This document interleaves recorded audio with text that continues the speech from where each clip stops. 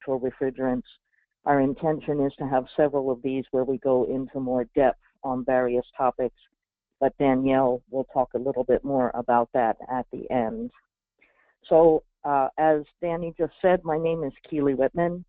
I am the chairwoman, co-chair of the North American Sustainable Refrigeration Council on the board of directors. I also am the owner of KW Refrigerant Management Strategy, which is a consulting firm that helps the supermarket industry with supermarket refrigerant management. And some of you may know me from my time at the EPA. I founded and ran the EPA's Green Shield Partnership for many years before going out on my own. And you see there next to me on the picture is Danielle Wright. As she said, she is the executive director of the NASRC. So our agenda, we're going to give you some fundamentals about the NASRC. We're going to talk about why we're here, and we're going to talk about some topics related to natural refrigerants, what the opportunity is for you, basic stuff that you need to know, and then we're going to highlight some potential next steps for everybody at the end of the webinar. So first, a couple of facts about the NASRC. Again, that stands for the North American Sustainable Refrigeration Council. We are an environmental nonprofit organization, and we are trying to make environmental progress within the supermarket industry by helping people adopt natural refrigerants. Several of us had been talking about natural refrigerants for many years, about 4 or 5 years, attending conferences, and at the end of each conference, we were all in agreement that there were a couple of barriers that were preventing widespread adoption of natural refrigerants, and somebody needed to do something to remove those barriers. And after many years of agreeing that somebody needed to do something, but not having anyone really step up, we decided to create a nonprofit to step up, bring all stakeholders in the industry together to start hammering down those barriers so that we could get more widespread adoption of natural refrigerants. So these barriers or hurdles, there are several, but an awful lot of them fall under 3 main categories of hurdles. And these are certainly the priority areas of the NASRC. So the first one is cost, and we'll talk a little bit more about each of these later, but probably the main hurdle is that, as with any other new technology to us, there is still a cost premium for a lot of these natural refrigerant technologies in the supermarket industry. And that cost premium ranges from a minor cost premium for some technologies up to a prohibitive cost premium for other technologies.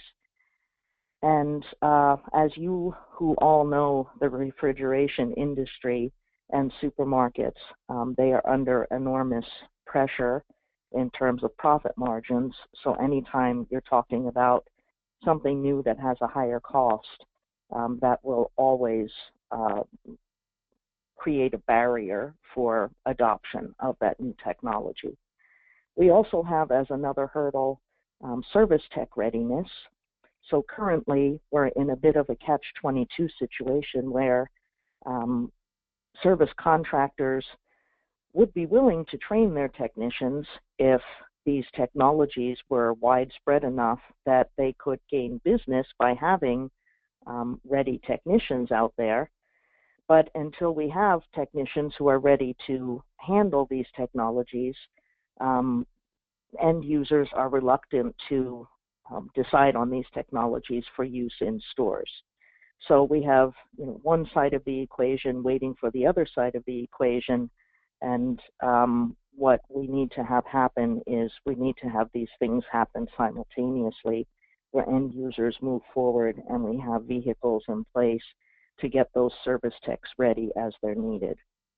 And finally, the last category of these barriers we have listed here as codes and standards, and that takes many forms. We're talking here about adopting building codes that include natural refrigerants or that explain or detail a little bit more about how natural refrigerants can be used. And we're talking about standards, so safety standards, engineering standards, things like that. In order to overcome these barriers, the NASRC has decided on an action-oriented strategy. So we are not the type of organization that, develops policy or, sits around and talks for a couple of years about what other people should be doing. We have set up what we call progress groups. You can think of them kind of like committees. We've chosen deliberately to not call them committees, but because it seems as if as soon as you call something a committee, that's a formula for nothing really happening. So we call them progress groups.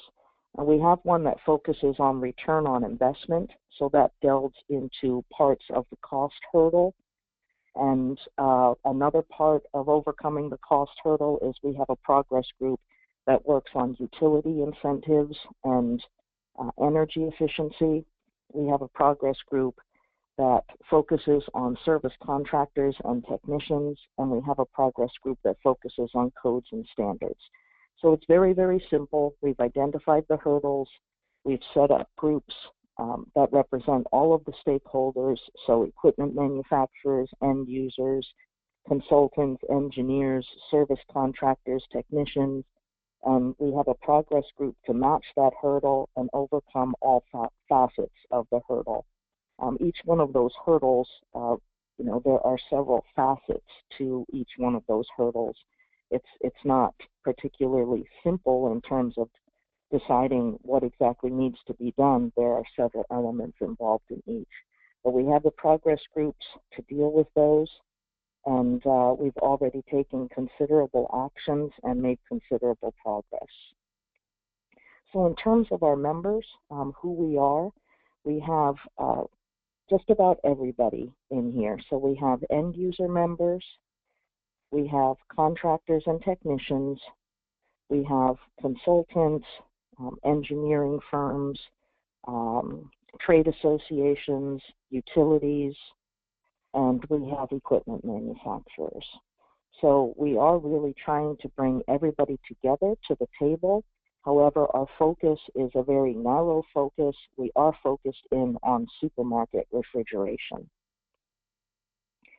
So why are we here? Why are we holding this webinar? Why are we talking about natural refrigerants? And why are we targeting HARDI members to talk about natural refrigerants? Well, first of all, for the recent time period, natural refrigerants are definitely the hot topic in supermarket refrigeration. The markets are still in their early days, but certainly the components market and the natural refrigerant market is the fastest growing market segment in supermarket refrigeration. And the reason why we are talking to HARDI members is because the way the market has been working right now, there are signs that distributors are not being fully integrated into the current supply chain. And that is causing some hurdles, some barriers related to cost. For instance, end users and contractors are having problems getting refrigerant-grade natural refrigerants from distributors. Most distributors don't carry them, and most distributors don't carry the components.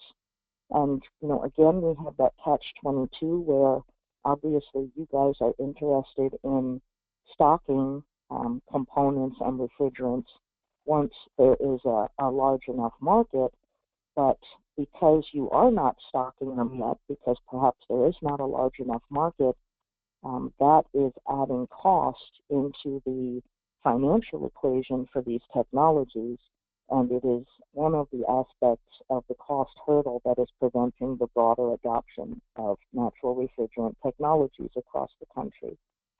Plus, we have definitely a need for training, education, outreach to everyone in the industry, but most assuredly to service contractors and service technicians. And we know through HARDI that distributors in general focus a lot of effort on training, education, and outreach to that segment of the market. So in terms of the fundamentals of natural refrigerants, what we're talking about here, we're talking about ammonia, we're talking about CO2, we're talking about various hydrocarbons, but most of the time we're talking about propane. Air and water are also natural refrigerants. We're not really focusing too much on those yet. We're focusing mainly on these three. In terms of commercial refrigeration, so natural refrigerants are relevant for all aspects of commercial refrigeration. So we've mainly had movement right now in remote refrigeration systems, but there is potential and there is some attention being paid to smaller store formats and single condensing units, things like that. And the most recent topic that has come up, there's a lot of eagerness to explore this area, is with regards to self-contained units. And we're talking there about your standard self-contained units. Many supermarket chains have, about 10 self-contained units per store. But we're also talking about a sea change in refrigeration.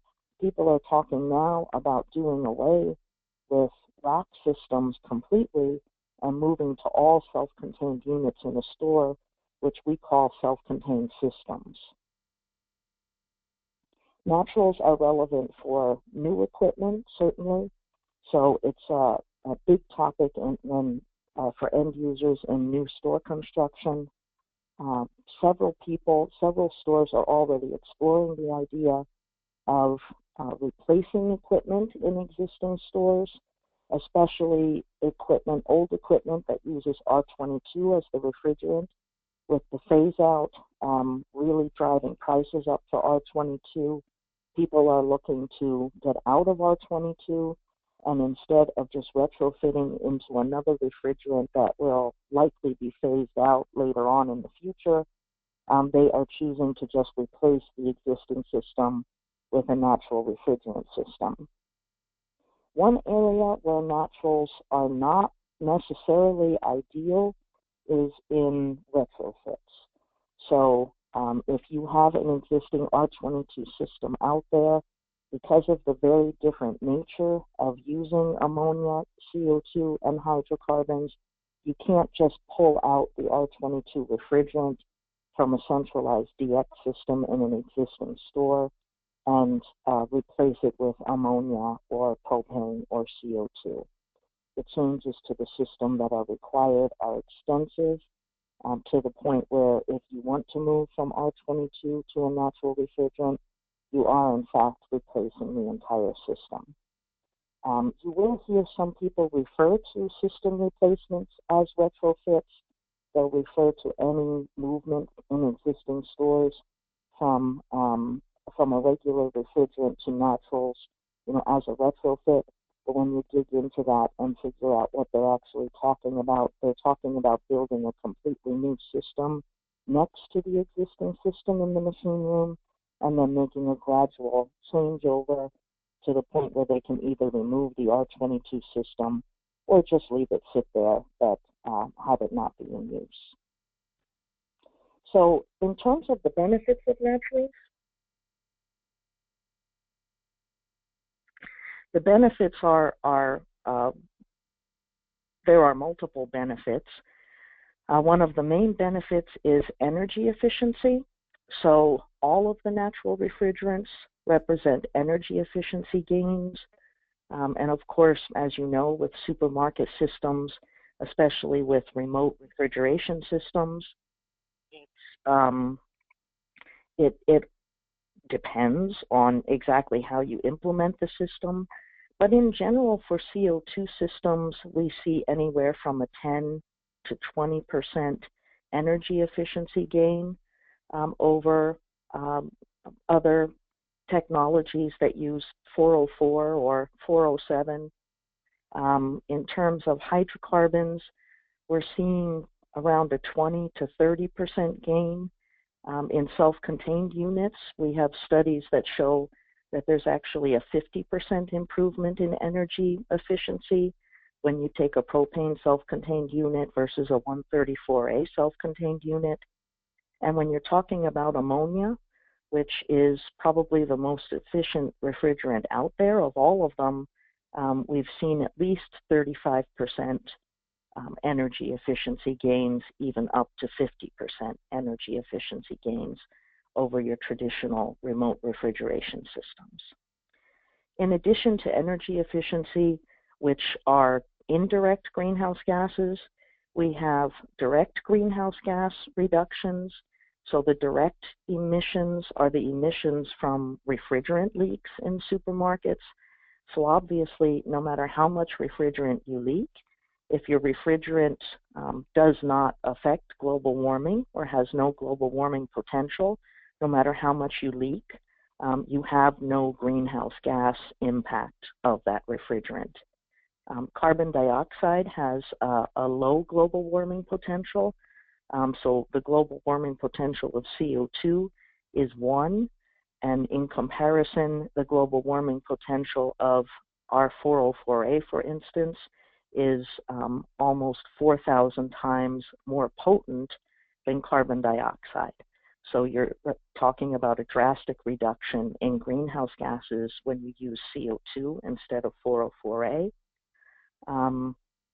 And overall then, of course, when you add the energy efficiency benefits of these systems, you're talking about a very significant TWE reduction. So we will probably have a webinar later on that focuses on greenhouse gas reductions and climate change that talks about both direct and indirect greenhouse gas reductions for these technologies. Of great importance to end users is that all of the natural refrigerants that we're talking about here are completely exempt from Section 608. So they don't have to worry about the EPA coming and doing inspections and having issues with enforcement and potential fines and things like that. You don't have to worry about that anymore.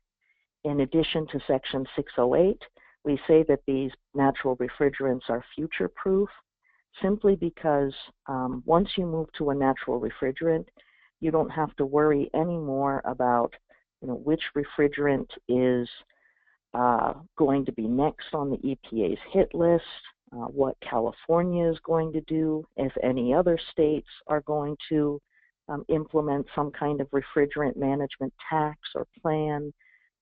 You are exactly where everyone wants you to be environmentally if you move to naturals, and you can watch everybody else out there panic and set up strategies and plans on how to deal with all of the issues that they still have to deal with when they're using traditional refrigerants.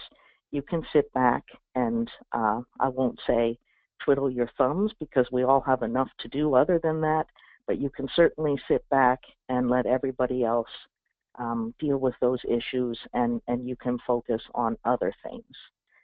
Finally, if you move to natural refrigerants, it eliminates this cycle of constant phase-outs that supermarket end users have been going through along with the rest of the industry since the 1990s.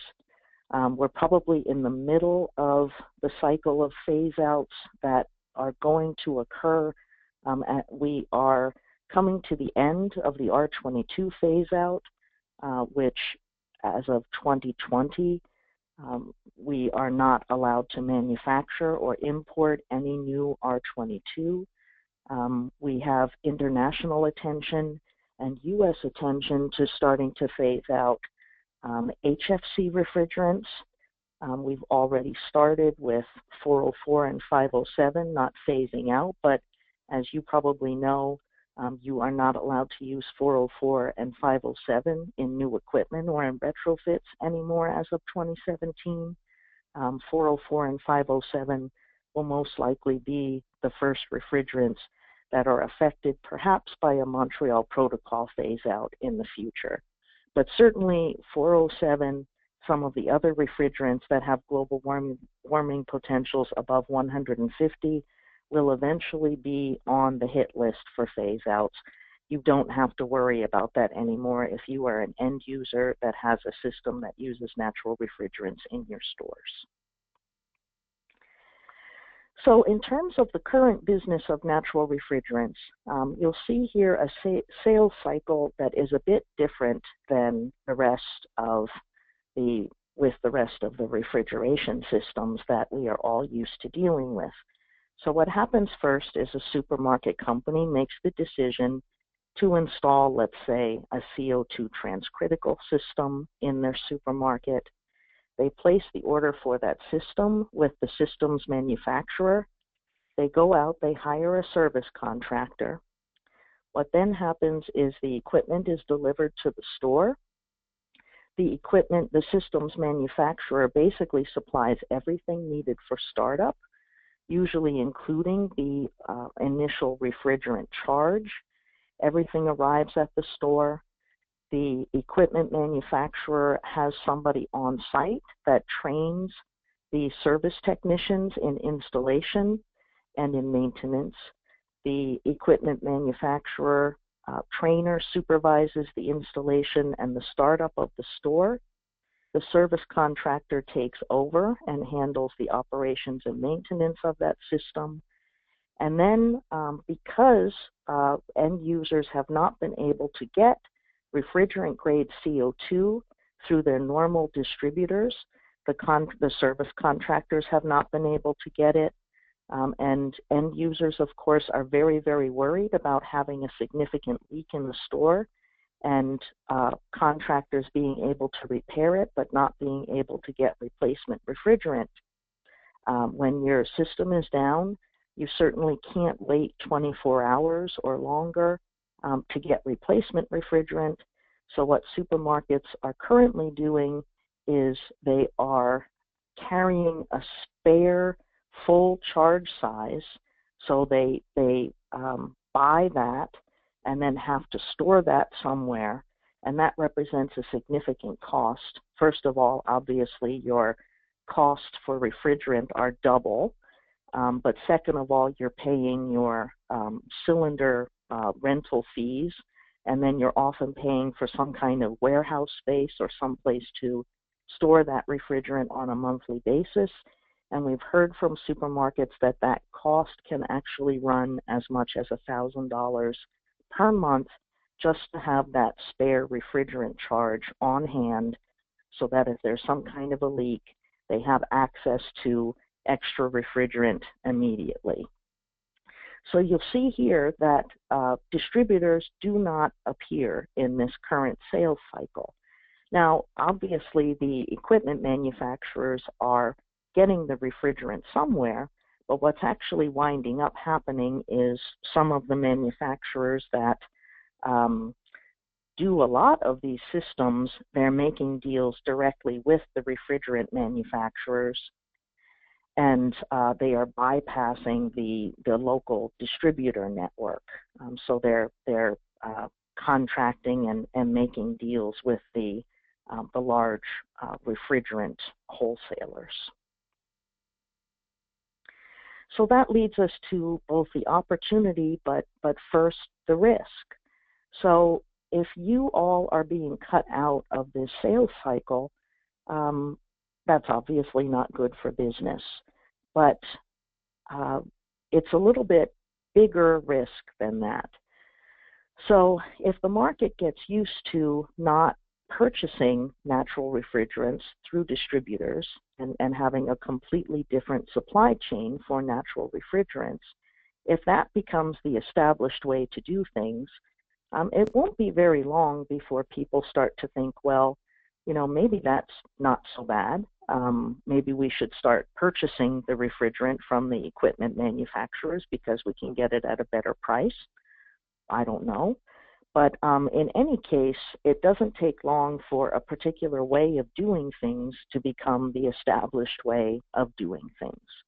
So if it just becomes known that, you purchase your R22 or your 404A and all of the components that go along with those systems from the distributor, but when it comes time to work with a natural refrigerant system, the supply chain is completely different. At some point in time, you all as distributors may find it quite difficult to change that paradigm in people's minds. You also may have equipment manufacturers realizing that this is a potential source of income, and they may eventually resist you changing that paradigm in the future. So we have identified with the folks at HARDI that if the distributor network wants to become part of this market, we need to move fairly fast to get you integrated here.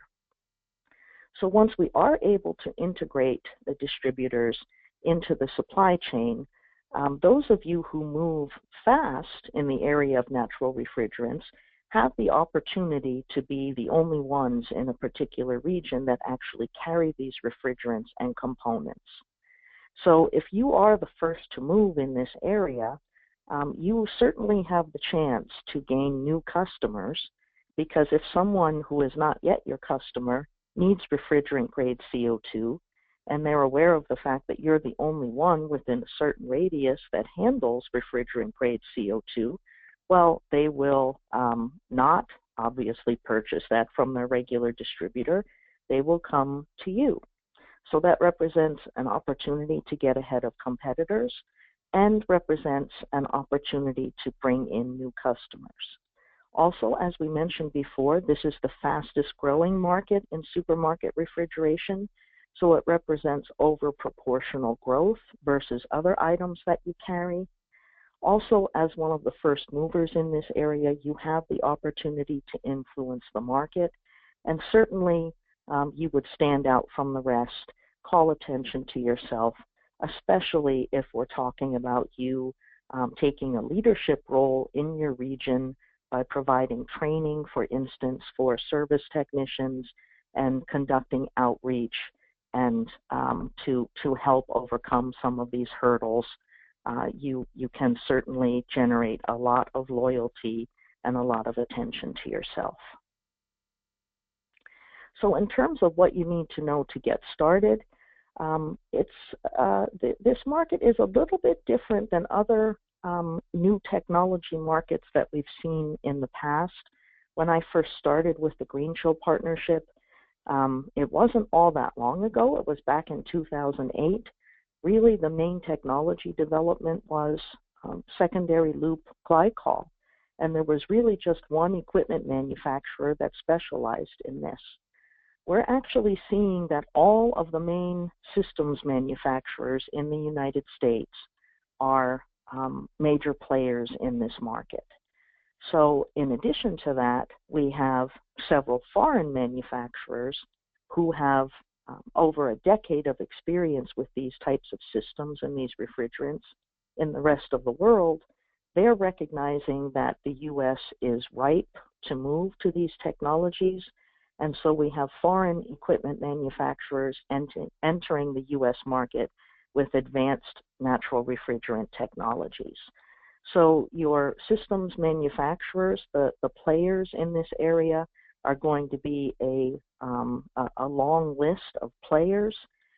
And in terms of component manufacturers, you have several manufacturers that are going to specialize in types of components that are specific to the various natural refrigerant technologies. So for instance, there's a particular type of valve that's needed for CO2 technology. There's only one component manufacturer that manufactures that.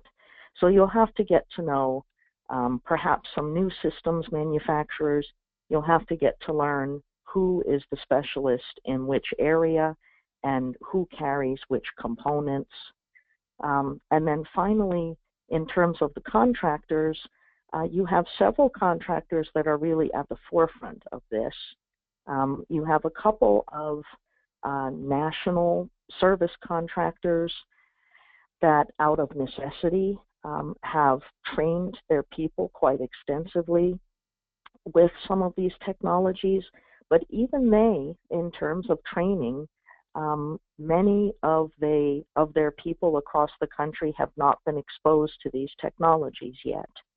So, and when you're talking about ammonia refrigeration, there are only 4 or 5 stores so far in the U.S. that have commercial ammonia refrigeration systems.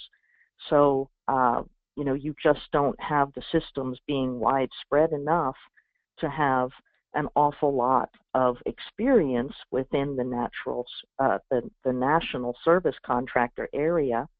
And then you'll have varying degrees of experience with your regional contractors. So in some areas of California, we see the regional contractors really standing out. There are a couple of contractors that right now are getting a large proportion of these jobs, and that almost becomes a self-fulfilling prophecy. So you have other regional contractors and local contractors starting to fear that they will miss the boat if they don't get involved in this, because they certainly don't want to let one particular contractor get a monopoly over this business, because even though it is relatively small now, they all know it's going to get larger and larger every year, and it's going to be huge in the end. You should be familiar with the codes and standards so that you're able to help your customers. There are various differences in the standards that are available depending on whether you're talking about CO2, ammonia, or hydrocarbons. And certainly local distributors are in a very good position to understand local building codes, and definitely end users will take any help with that type of thing that they can get. We know from HARDI that you play an active role in service technician training. So the NASRC is working on several trainings, but you should know the trainings that are available, and Danny's going to talk a little bit more about ways to get involved in training.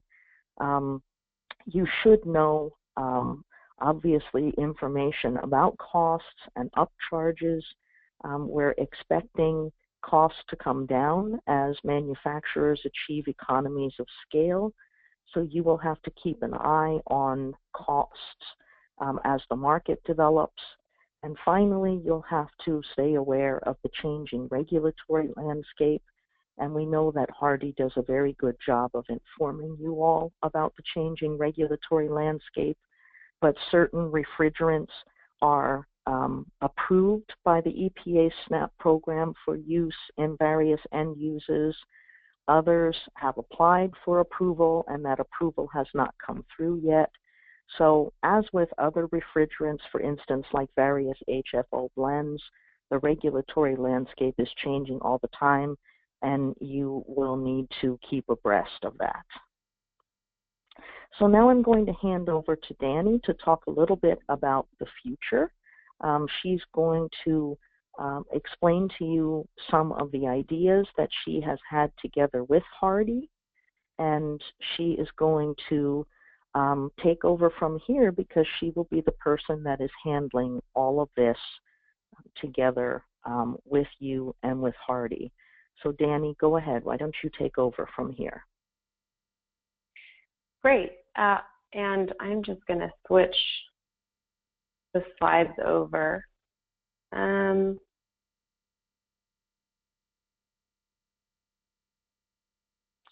Keely, would you mind driving for me? I think I'm having a little bit of issues just getting my slides to show properly. Oh, sure. Sure. Did you? No, wait, I'm better now. Hold on. Okay. Thank you. Bear with me one moment.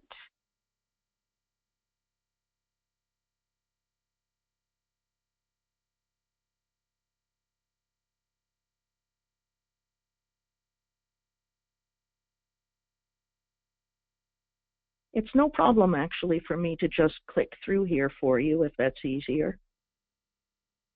Are you able to see my screen now? Let me see, I still have mine up here. Yes. Great. I can, but it's on, it's not on play. So I have current slide 12 of 13 and builds remaining 8. There we go. Okay. Now you have it. Thank you.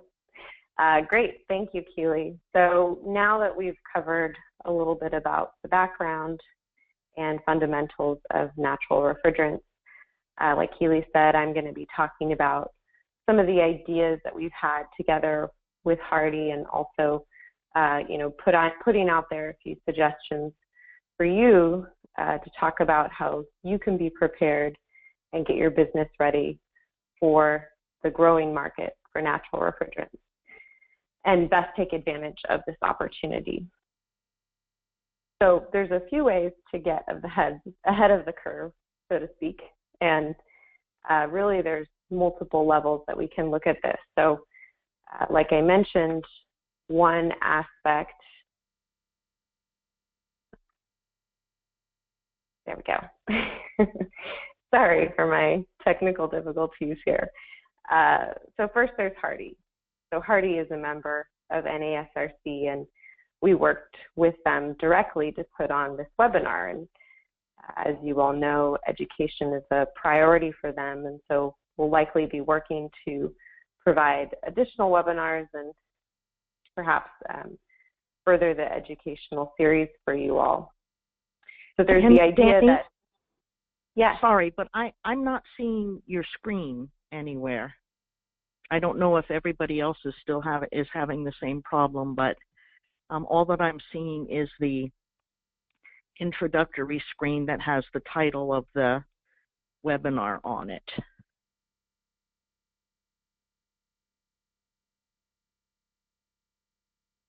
What about now? There we go. Yep, perfect. Okay, don't worry, you didn't miss anything.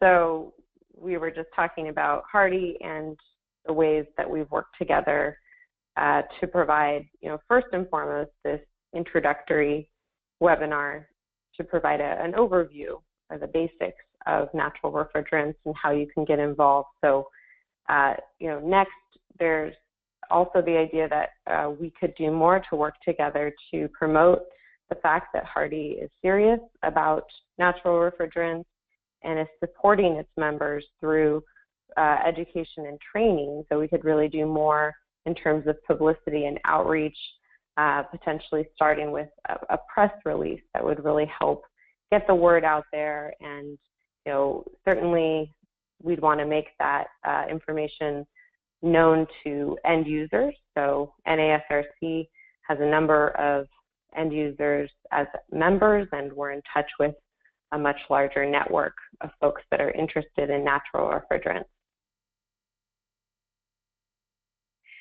The next step, so to take it one step further, we could develop an action plan together and really spend some time to outline next steps, including educational events or materials that could be developed to help promote natural refrigerants and those distributors that are carrying those refrigerants. So for example, through a directory of distributors or a network that would help end users connect with those distributors more easily. And really that would help to fill some of the sourcing gaps. So really figuring out how we can match end users with distributors that are carrying natural refrigerants. And if we can find that there's a new store with natural refrigerants going in, we can contact HARDI to alert the distributor in that area about the new store so they can be prepared and do some work up front to make sure that that end user is going to be sourcing their natural refrigerants from that distributor. In terms of your business, some ways that you can personally take action. One is to get more involved with NASRC. I would recommend starting out by signing up for our newsletter so that you're receiving the latest updates and news regarding natural refrigerants, including policy and regulatory updates, and of course our upcoming events. You also have the option of offering a fundamental series on natural webinars, so a seminar, and we do offer half-day seminars, free of charge. It can be a great way to engage your local customer base. Essentially, we would come in and help to do outreach to the local community, end users, contractors, bring them in to give a half-day overview of natural refrigerants, where we would go into more depth on the technical systems that use natural refrigerants, as well as some of the challenges and barriers that natural refrigerants are facing, and what NASRC is doing specifically to address those challenges.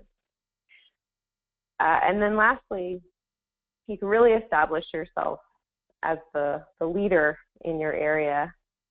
We can work with you to offer a more in-depth training, and we would do that with the help of our members and partners. And so really this would be potentially a pooling together of distributors in one area to bring in a more in-depth training series for you. So of course, these are just some of the ideas and next steps that we've talked about together with HARDI. I would highly encourage you to get involved with NASRC. Start out by signing up for our newsletter so that you can get the latest updates. Also, feel free to follow up with me directly. I'll be providing my contact information after this webinar. So thank you very much for your time today. We hope that this webinar was informative, and we will be distributing a copy of the slide deck and ask you to provide some feedback to us by completing a brief survey. We are interested to hear from you if there's topics you would like us to cover in further detail. So this was really meant to be an introductory level webinar, just to talk about some of the basics and ways that we can work together in the future. We do have time for questions, so I will take a few of these. It looks like actually there's really just one question, so if you do have questions, feel free to use the chat box in your webinar control panel on the bottom right. So the first question is from Jeff French, and it's about actually Canada. So wondering if there's HARDI training programs for R32 and R290 servicing. Many self-contained unit service companies know they need more training for their technicians. So Jeff and Keely, feel free to jump in if you have an answer, but I would think that potentially this might be a good question for HARDI to answer.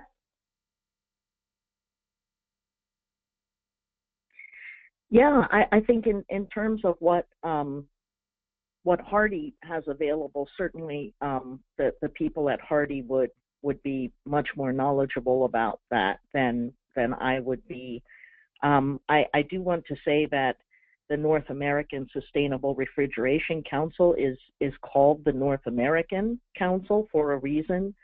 We do have members that are in Canada and in Mexico. We have several very active members in Canada in many ways, at least with regards to CO2 transcritical technologies. Canada has a lot more experience than people in the US. However, we have heard from our stakeholders in Canada that doesn't mean that there's not a need for training, especially in other areas other than CO2 transcritical. So we do have members that are really very, very busy rolling out propane self-contained units. They're finding very quickly that it's actually very cost-effective to replace existing HFC self-contained units with propane self-contained units. So the new units pay for themselves within a fairly short period of time, and then everything after that is profit. So so there has been a greater movement to propane self-contained units, I would say, than in any other natural refrigerant technology area.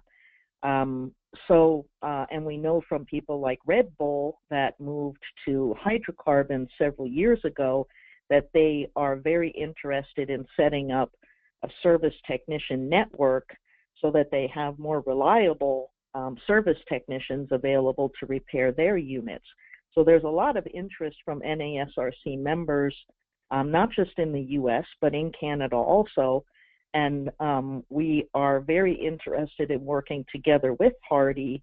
If they don't already have something like that set up, we would be interested in bringing in the people that would need to work together to get that set up, and potentially work also with you if you are a distributor in Canada to perhaps hold some kind of an event or some kind of a training session for your area at least. Great. Thank you, Keely. So it doesn't look like there's any other questions at this time, but again, if you'd like to follow up with me after this, I'd be happy to speak with you, discuss any comments or questions that you might have. And we'd love to get your feedback on topics that we could provide further detail on, do future webinars. So yeah, thank you so much for your time today. And Danny, could I just add something quickly before we go? Absolutely. Probably several people have signed off already, but two things. If you are a distributor and you already carry natural refrigerants, for instance, refrigerant grade CO2, please either go through HARDI or send Danielle the information directly, because we would like to know that.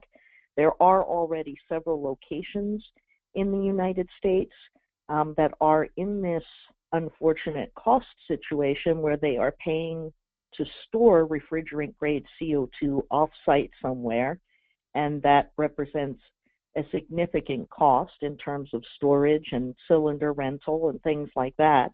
So we are already now interested in establishing a network between distributors and end users where stores already exist. So we are very interested to hear from you if you already carry refrigerant grade CO2 and propane, especially. Probably you already carry ammonia. But and then finally, Danny mentioned the newsletter. I think it would be a really good topic for a future newsletter. Danny does every month an interview with a leader who is making progress out there in the industry. If you already carry refrigerant grade naturals and you're already perhaps providing training and taking a leadership role in this area, it might be a great idea for her to interview you and feature you in one of the upcoming monthly newsletters that we send out. It would go a long way to overcoming the assumption out there that distributors don't want to be part of this. So that may be another idea. So if you are already doing what needs to be done, please get in contact with Danny. So that's all. Sorry about that. I wanted to get that in before we finished here. No problem. Great. Well, thank you again for your time, and have a good rest of your day. Bye-bye. Bye-bye.